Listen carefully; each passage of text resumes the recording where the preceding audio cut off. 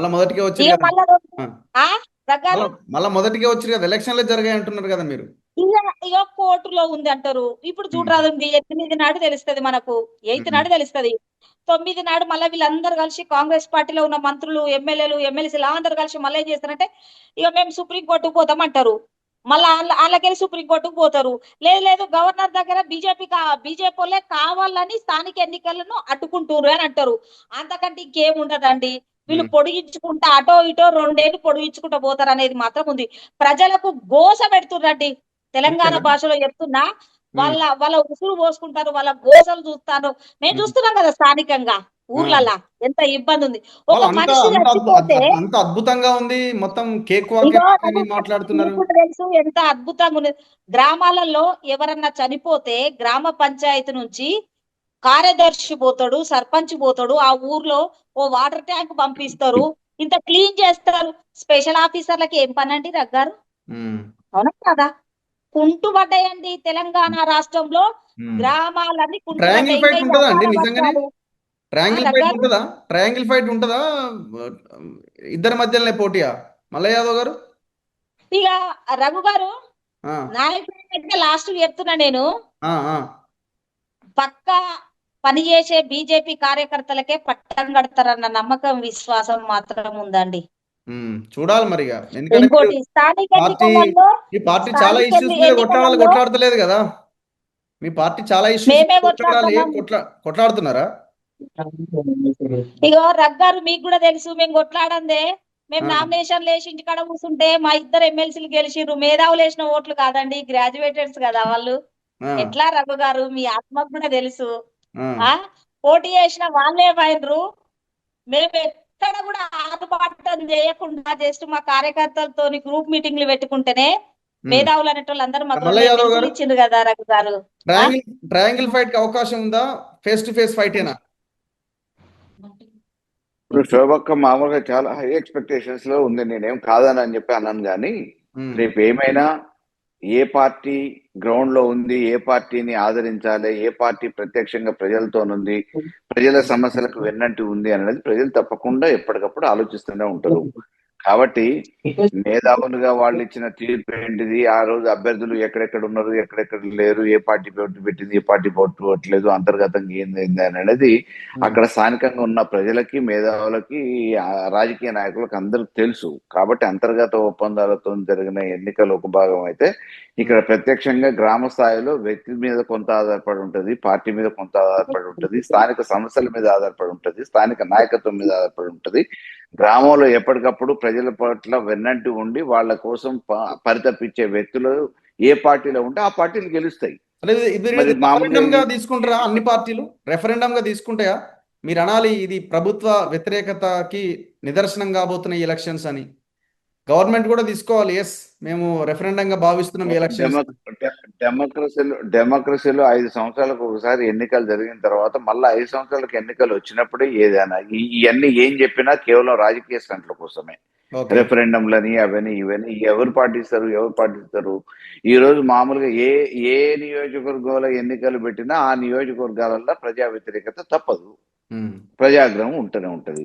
అంత మాత్రం రెఫరెండంగా తీసుకొని ఎంతమంది రాజీనామా చేసి రాజకీయాల నుంచి పోయగలుగుతారు? ఇదంతా కేవలం మాట్లాడుకోవడానికి ఉపయోగపడుతుందేమో కానీ వాస్తవం ఏంటంటే ఈ రోజు 100% ప్రభుత్వం మీద వ్యతిరేకత ఉంది. కారణం పరిపాలన గాడి తప్పింది, ఉమ్. గ్రామాల వ్యవస్థ దెబ్బతిన్నది, కానీ మిమ్మల్ని నమ్ముతున్నారా అవినీతి అని? పెరిగిపోయింది. మిమ్మల్ని నమ్ముతున్నారా 10 ఏళ్ల పరిపాలన అనుభవాలు? చూస్తారు కదా, చూస్తారు కదా, ఆ. రేపు చూస్తారు కదా. ఎన్నికలు మామూలుగా హార్డ్లీ ఈ 1 మంత్ లో కంప్లీట్ అయిపోతాయి కదా.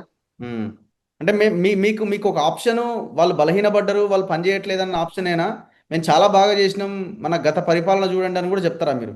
ఇప్పుడు 10 సంవత్సరాలలో మా ప్రభుత్వ పనితీరు చూసిరు, మా పరిపాలన విధానం చూసిరు, మేము గ్రామాలకు చేసిన అభివృద్ధి చూసిరు. ఉమ్. అవన్నీ చూసిన తర్వాత ఈ రోజు తెలంగాణలో రెండో ముఖ్యమంత్రిగా, రెండో ప్రభుత్వంగా ఏర్పడ్డ రేవంత్ రెడ్డి సర్కారు, కాంగ్రెస్ సర్కారు ఏం చేస్తుంది? కేసీఆర్ గారు 10 సంవత్సరాల పరిపాలనలో ఈ గ్రామాలను ఏ రకంగా అభివృద్ధి చేసిండు అనేది బేరీజ్ చేసుకుంటారు కదా. ఉమ్. ఆ రోజు యూరియాకు కొరత లేదు, కేసీఆర్ ఉన్నప్పుడు కొరత రాలేదు. ఈ ఉమ్. రోజు యూరియాకి బార్లు తీరాల్సి వస్తుంది అని చెప్పేసి ప్రజలే మొత్తుకుంటున్నారు. దానికి రఘునందన్ రావు గారు ఏమంటారు, బాబు ఉన్నప్పుడు బాధలు లేవు అని చెప్పేసి అని అంటున్నారు. అప్పుడు మోడీ ఉండే, ఇప్పుడు మోడీ ఉండే అంటే, అప్పుడు మోడీ ఉంటే మోడీ దగ్గర బతిలాడా, భంగపడా, నిలదీశా తెచ్చుకునే సాహసం కేసీఆర్ గారు చేసిరు ముందు చూపుతోనే. ఈ రోజు ఈ ప్రభుత్వం చేయట్లేదు. తెలంగాణ రైతాంగం పట్ల వివక్ష చూపుతుంది.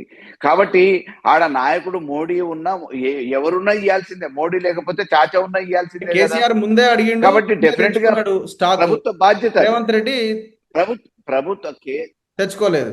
తెచ్చుకోలేకపోయాడు. అంతేనా? ఓకే, దగ్గర తెచ్చుకోలేదు. దాని గురించి ముందస్తుగా జాగ్రత్తగా మోడీ బదిలాడినా యూరియా లేదాడ, అది మోడీకి తెలుసు. ఎందుకంటే వాస్తవ పరిస్థితులు చెప్పినా దాని మీద మళ్ళీ మళ్ళీ మాట్లాడాల్సిన అవసరం లేదు. కానీ ఇక్కడ ఇప్పుడు ఎలక్షన్ నోటిఫికేషన్ వేసినాం. ఎలక్షన్ నోటిఫికేషన్ మీద కోర్టుకు పోమని చెప్పండి. బీఆర్ఎస్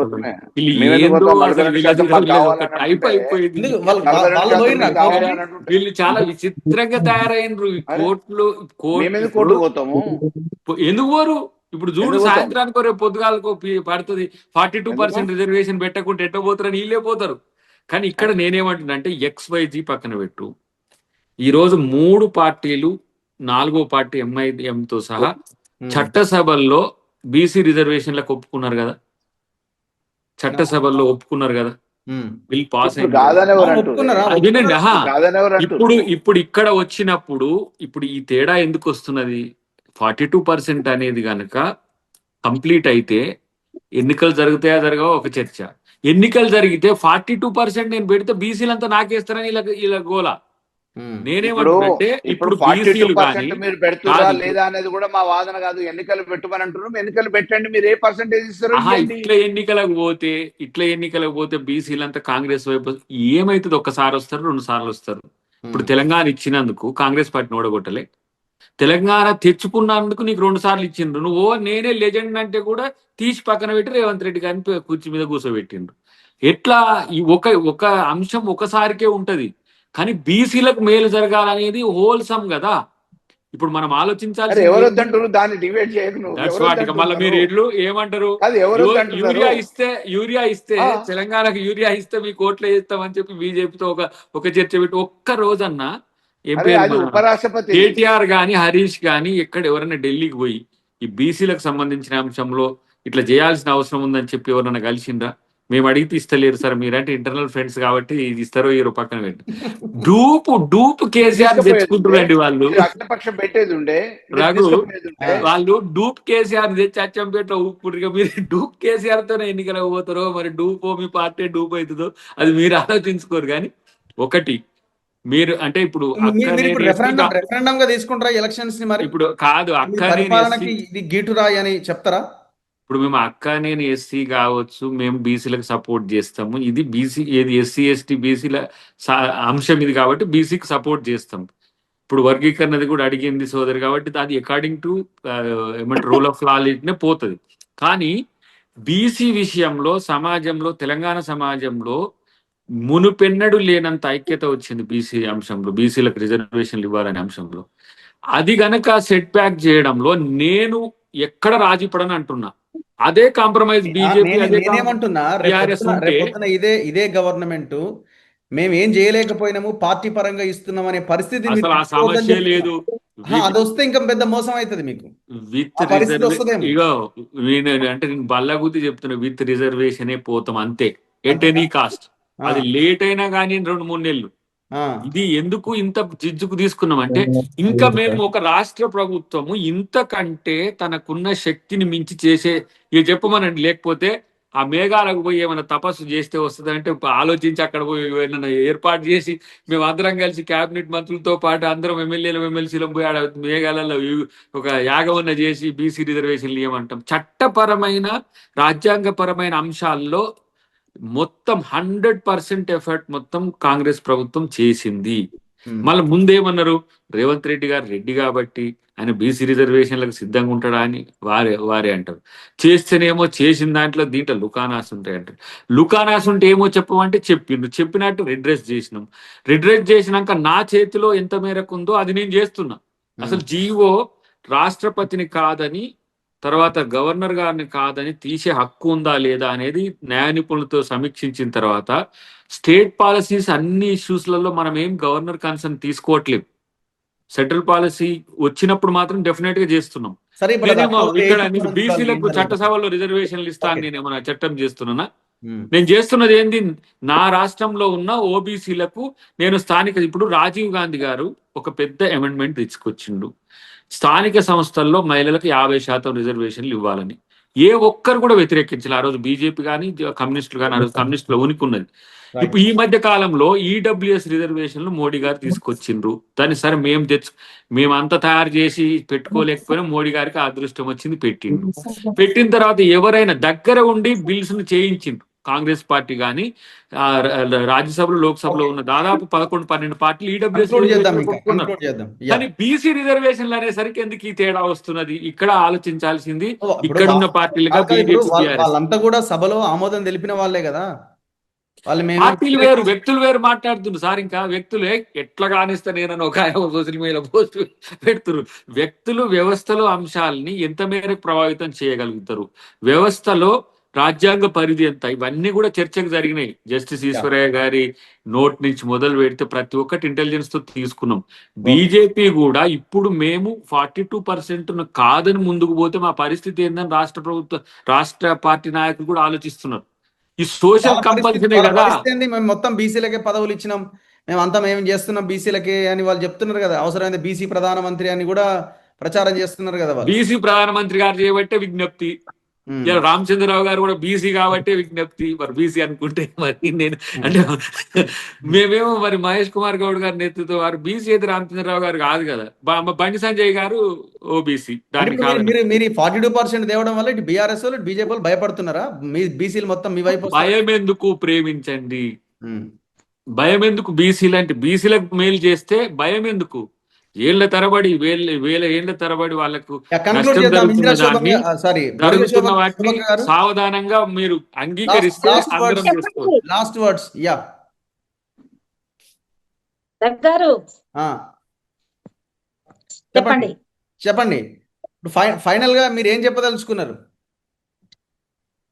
ఫైనల్ గా ఇప్పటికైనా లేట్ అయింది ఎన్నికలు పెట్టడంలో, స్థానిక ఎన్నికలు పెట్టడంలో ప్రభుత్వము లేట్ చేసింది.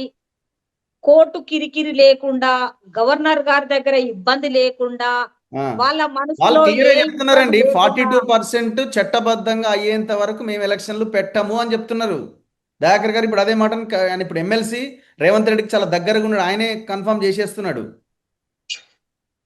పార్టీ పరంగా 42% అనేది కుదరదు, అసలు పెట్టం, మేము చట్టబద్ధంగా అయిపోతుంది అంటున్నాడు ఆయన. రఘు గారు అయ్యింది కదా, అయిపోతుంది కదా, అడ్డుకోకపోతే నడుస్తుంది. ఇప్పుడు October 8 హైకోర్టు తర్వాత కథ వ్యవహారం. అరే గ్రూప్ 1 కూడా అట్లనే తీర్పిచ్చారు, మేము ఇయ్యలేదా, సర్టిఫికెట్లు ఇయ్యలేదా? ఆ కోర్టు ఏం చేయబోతుందో మాకు ఒక అంచనా ఉంది. కానీ వీళ్ళు మా బీజేపీ వాళ్ళు ఏం చేస్తారో అని భయం. వీళ్ళేమో అసలే ఆగపడరా బాబు బీఆర్ఎస్ వాళ్ళు ఎక్కడి నుంచో నల్లికుట్ల బీజేపీలో చూసి భయపడకండి. మేము కూడా స్థానిక ఎన్నికల కోసము మా కార్యకర్తలు ఎన్నికల కోసం కాదు, జీవో కోసం కిరికిరి లేకుండా కోర్టుకు పోయి మళ్ళీ ఇబ్బందులు కాకుండా స్థానిక ఎన్నికలు సాఫీగా జరగాలనేది అందరము ఆలోచన ఉన్నాం. పక్కా బీజేపీ కూడా ఆశిస్తున్నాం, ఆలోచనలో ఉన్నాం. కానీ ఈ చిక్కులు లేకుండా చేసే బాధ్యత రాష్ట్ర ప్రభుత్వమే సీరియస్ గా తీసుకొని స్థానిక ఎన్నికలు అనేది హ్యాపీగా జరగాలి. ఇప్పుడు మీ మంత్రులు, ఎమ్మెల్యేలు, ఎమ్మెల్సీలు హ్యాపీగా పాలన చేస్తున్నట్టుగా, మీరు చట్టసభల్లో కూర్చున్నట్టుగా గ్రామ సర్పంచులు వాళ్ళ గ్రామ పంచాయతీలలో కూర్చోవాలని కోరుకుంటలేరా? ఎంపీటీసీలు, జడ్పీటీసీలు వాళ్ళ స్థాయిలలో కూర్చొని, జిల్లా పరిషత్లో, మండల పరిషత్లో కూర్చొని ప్రజలకు సేవ చేయాలని ఆలోచన ఉంటే ఎలాంటి కిరికిరి లేకుండా స్థానిక ఎన్నికల నోటిఫికేషన్ తొందరగా వచ్చే విధంగా, ఎన్నికలు జరిగే విధంగా చేయండి. మాకు కూడా ఉన్న పరిస్థితి ఏంది? ఇప్పుడు నేను ఇప్పుడు అక్క వాళ్ళ జిల్లా, ఉమ్మడి కరీంనగర్ జిల్లా నేను ఇన్ఛార్జి ఏది పార్టీ పరంగా. ఇప్పుడు మా కార్యకర్తలు కూడా ఏంటి, మీరు ఎమ్మెల్యేలు, ఎంపీలు, ఎమ్మెల్సీలు ఇట్లా మంత్రులు అయ్యిండ్రు, మా పదవులు అంటే ఇప్పుడు సర్పంచ్, జెడ్పీటీసీ, ఎంపీ ఇవన్నీ చేయడానికి మీరు తొందరపడాలని ఎందుకంటారు అంటే, మాకు కూడా కార్యకర్తల్లో ఒక ఈగర్నెస్ ఉన్నది. ఇప్పుడు డైరెక్టర్లు ఉన్నాయి, నామినేటెడ్ పోస్టులు, అవి వేయగలం. కానీ స్థానిక సంస్థల్లో ఒకటేమో మా క్యాడర్కు అవకాశాలు పెరుగుతాయి. రెండవది ఏంటిది, ప్రజలకు అందుబాటులో సౌకర్యవంతంగా ఉంటది. ఈ రెండు కోణాలతోని మూడవది బీసీలకైతే తెలంగాణ వచ్చింది ఏమొచ్చింది అని అంటే బీసీలకు మాకు ఒక అధికారంలో కొంత భాగాన్ని ఇవ్వగలిగిండ్రు అనే ఒక సంతృప్తి అయినా ఉంటది. మల్లయ్య యాదవ్ గారు ఉండాల్సిన కోణం conclude ఉందని. చేద్దాం. మల్లయ్య యాదవ్ గారు బీసీలు మేము ఎంతమంది 40 మంత్రులు ఉన్నారండి రఘు గారు? ఆ, బీసీలు ఎంతమంది మంత్రులు ఉన్నారు వాళ్ళు? ఇస్తాం, ఇంకా 3 ఉన్నాయి కదా అక్క. ఇంకా మూడు బీసీలకే ఇస్తారట. రఘు గారు మూడు ఇంకా బీసీలకే ఇస్తారట. ఇగో ఇంకా 3 ఉన్నాయి కదా. మా భారత రాజ్యాంగ నిర్మాత డాక్టర్ బిఆర్ అంబేద్కర్ గారు పెట్టిన మా రిజర్వేషన్ అయితే ఎవరు ముట్టుకోవడం ఎవరి తరం కాదు. మా ఎడు పోవు, కానీ బీసీలను ముంచేటోళ్ళు ఎవరు ఇయ్యాల? ఆ, ఓకే బీసీలను ముంచేటోళ్ళు ఎవరో ఆలోచన చేయాలి. మల్లయ్య యాదవ్ గారు 42% రిజర్వేషన్లు రావాలనే కోరుకుంటున్నాము. రావాలని, ఇవ్వాలని, వాళ్ళు ఇచ్చిన హామీ నెరవేర్చాలని చెప్పేసి కోరుకుంటున్నాము. 42% రిజర్వేషన్లు చట్టభద్రత వచ్చేంత వరకు మేము ఎన్నికలు నిర్వహించాం, వచ్చినప్పుడే పెడతామని చెప్పేసి చెప్పకనే చెప్పారు ఆల్రెడీ దయాకర్ గారు. డెఫినెట్ గా వాళ్ళ ఉద్దేశం ఏందనేది దీని ద్వారా తెలుస్తూనే ఉంది. వాళ్ళు అంటే బీసీలకు ఇవ్వకుండా పోమంటావా చెప్పంటున్నా. అరే 100% ఇవ్వాలంటున్నాము. ఇవ్వటానికి మీ శ్రద్ధ ఏంటి, ఇప్పుడు మీ గౌరవం ఏంటి అనేది మీ చిత్తశుద్ధి మల్లన్నకుండు కాదు ఇప్పుడు వాళ్ళు ఎలక్షన్ పెట్టొద్దని ఆలోచన చేస్తున్నారనా మీ ఉద్దేశం? కాదు, మల్లన్నకుండు కాదు, మా ప్రయత్నం చేస్తున్నారు. అంటే చేసే ప్రయత్నం 5 ఏళ్ల దాకా ఎలక్షన్లు పెట్టొద్దని ఆలోచనలో ఉన్నారా వాళ్ళు? ఇగో నాకున్న అంచనా ఆయన కన్క్లూడ్ చేయనివ్వండి. ఇప్పుడు 2 సంవత్సరాలు పెట్టకపోవటానికి కారణం ఏంది? దానికి మీరే పెట్టకపోవటానికి కారణం ఏంటి? దానికి కారణం ఏం లేదు. ఇప్పుడు ఆల్రెడీ వాళ్ళ మీద వ్యతిరేకత మొదలైంది కాబట్టి దీన్ని కాలయాపన ఎట్లా చేయాలని ఒక ఆలోచనతో దీనికి తూట్లు పొడిచే ప్రయత్నం చేస్తున్నారు. దీన్ని బూచిగా చూపిస్తున్నారు. ఆశ చూపించి ఇగో మామూలుగా బెల్లం పెట్టి మీరు మామూలుగా ఇగో ఉంది అని చెప్పి ఇప్పుడు చట్టబద్ధంగానే రాజ్యాంగబద్ధంగా కాదు చట్టబద్ధంగా రాజ్యాంగబద్ధంగానే మేము ఇస్తాము, పార్టీ పరంగా అన్నది నథింగ్ డూయింగ్ అసలు చిత్తశుద్ధి కాదా? ఇవ్వమంటున్నాం కదా. మీరు ఎన్నికలు ఇప్పుడు మామూలుగా ఇచ్చేదాకా పెట్టమంటున్నారు కదా ఎలక్షన్ ఇవ్వాలని బీజేపీ వైపు చెప్పమనండి. ఎవరు పెట్టాలని మేము అంటున్నాము. భాజపా కేంద్ర ప్రభుత్వం చేస్తున్నది. మరి బీజేపీ వైపు ఉంటారా వీళ్ళు, బీఆర్ఎస్ వాళ్ళు మా వైపు ఉంటారా? ఇప్పుడు మాకైతే మాకేం సంబంధం? మీరు బీజేపీ అనుమతి తీసుకునేమని హామీ ఇచ్చిరా? మీ ఇద్దరి మధ్యలో ఒప్పందాలు ఉన్నాయా? లేకపోతే మేము చేస్తాం. మేము రాష్ట్ర ప్రభుత్వం మాకున్న అధికారం మమ్మల్ని చేయండి. మీరు అసెంబ్లీలో సమావేశం ఇంకా చేయండి అండి, అయిపోయే. ఇప్పుడున్న పరిస్థితుల్లో ఒకటే ఒక 10 సెకండ్స్. ఇగో ఇప్పుడున్న పరిస్థితుల్లో మేము రిజర్వేషన్లు జీవోతో జారీ చేసినాం. ఎలక్షన్ కమిషన్ ఎలక్షన్ డేట్స్ ఇచ్చింది. మేము ఎన్నికలకు వెళ్తున్నాం. ఇక వెళ్ళరు వీళ్ళు అని మీరు అనుకుంటే మీరు ఏమైనా మాట్లాడారు. నేను దానికి మాట్లాడేది నా కన్క్లూజన్ అదే. ఎందుకంటే మేము జీవో ఇచ్చినాము, రిజర్వేషన్లు చేసినాము, జెడ్పీలు కూడా మేము బీసీలకు 42% ఇచ్చినాము. మేము ఎలక్షన్ డేట్ ఇచ్చినాం. మేము ఎలక్షన్ మల్లయ్య యాదవ్ గారి డౌట్ ఏంటంటే ఇది అయ్యే అవకాశం లేదు. ఎట్లా చెప్పు. ఇప్పుడు నాకు ఇక ఇక్కడనే వస్తుంది. ఎట్లా ఎవరు అడ్డుకునేది? ఎవరు అంటున్నారు? అరే కోర్టు అనలేదు, రాజ్యాంగం అనలేదు, ఎవరు అనలేదు. ఇంకా అనేది మళ్ళా నెట్ అంటుండు. మరి మల్లన్న పార్టీ అడ్డుకునే అవకాశం ఏముంది అక్కడ? వాళ్ళ చేతిలో ఏముంది? మరి లేనప్పుడు ఇక సమస్య ఉంది. మరి చెప్పాలి మరి మల్లయ్య యాదవ్ గారు. ఇప్పుడు జీవో ఇచ్చిన జీవోలో లోపాలని ఆసరా చేసుకుని ఇబ్బందులు వచ్చే ఇబ్బంది ఉంది అని అనేది ఎక్కడి లోపాలు ఎక్కడి? మేము మనమందరం చర్చించే, మన పార్టీలు చర్చించే శాసనసభలు 2వ సారి చేసినారు. చేసింది గవర్నర్ గారు. ఇవాళ కాకపోతే రేపు దాన్ని ఒప్పుకోవాల్సిందే. కాదండి, ఎస్సీ రిజర్వేషన్ ఏ ప్రకారం పెట్టిరు? 2011 సెన్సస్ ప్రకారం పెట్టిరు. బీసీ రిజర్వేషన్ దేని ప్రకారం తీసిరు? బీసీ రిజర్వేషన్ దేని ప్రకారం తీసిరు? ఇప్పుడు మళ్ళీ ఇప్పుడు దీని ఎక్స్టెన్షన్ అయినా నేను చెప్తా. 2011 ఎందుకు చేసినామంటే ఎస్సీల జనగణన అనేది 2011లో చేసిండు.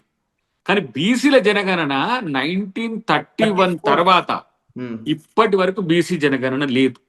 ఎవ్రీ 10 years లో ఎస్సీ జనగణన ఉంది. ఎస్సీలో సబ్ క్యాస్ట్ పాపులేషన్ కూడా మన దగ్గర ఉంది.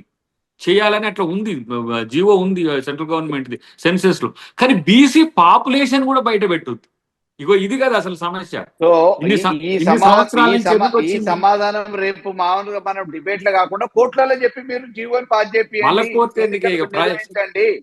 ఇగో నేనేమంటున్నా, కోర్టు కూడా మనం అందరం మనకు ఒప్పుకుంటూ వచ్చే అడ్డంకి ఒకటే కదా, కోర్టే కదా. మీరు వేస్తేనే ఎన్నికలంటూ నిలిపేస్తే సుమోటోగా వేయం. తీసుకునే పరిస్థితి వేయం. ఉందా? వాళ్ళు అడ్డుకోరట, వాళ్ళు ఏం అడ్డుకోరట. మేము వేయం. ఇంకా అడ్డుకోకపోతే మేము ఎంత వేయం. మంచిగా అవుతుంది, 42% తోనే మేము అయిపోతుంది, వేయం. సవాలే లేదు. Anyway thank you very much Bollam Mallaiah Yadav garu, Thank Addanki you. Dayakar గారు అండ్ బొడిగే శోభ గారు. Thank you very much. ఇది వాళ్ళు సూపర్ ప్రైమ్ టైం. చూస్తూనే ఉండండి మన తొలి వెలుగు.